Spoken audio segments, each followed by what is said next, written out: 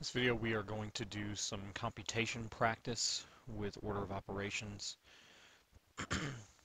This will only be computation. There is a companion assignment and video for order of operations with word problems. So we're going to do the first, I think we're going to do the first 3, maybe 4 problems depending on the length of the video. Alright, just a quick reminder, I'm going to write this right in the middle of the paper so we've got it. Our PEMDAS. Remember, P is for parentheses. E is for exponents, which in 5th grade we don't do. So we don't have to worry about that. And then the M and the D, remember, is for multiplication and division. And I like to write them next to one another, because we don't necessarily do multiplication first and division second. The rule on that is a little bit different. And then addition, subtraction.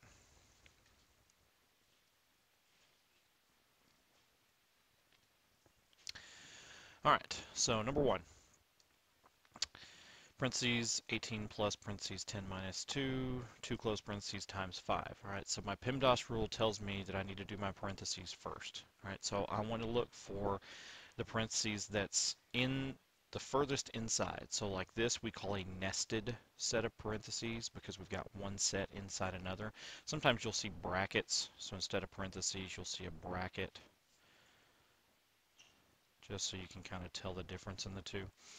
But I want to start with my innermost set of parentheses. Alright, so we've got 10 minus 2 is 8. Now once I've done that, I'm going to go ahead and rewrite the entire problem.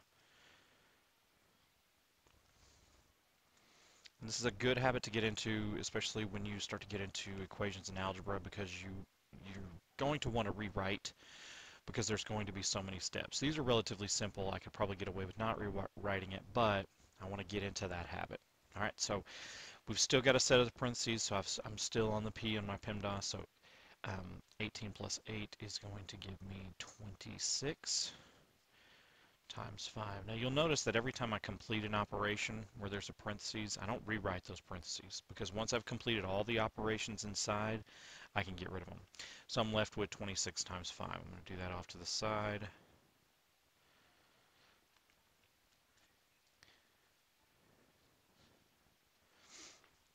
And so my final answer is 130. Alright, on to the next one. Again, I'm going to change these parentheses to brackets. That way I can kind of tell the difference in the two. Alright, so got to start with the parentheses. So I'm going to start with the innermost. So we've got 10 plus 3 is 13 times 5 minus 3. I'm going to rewrite every time. Alright, so I still got a set of the parentheses, so I'm going to multiply 13 times 5. Which will give me 65 minus 3.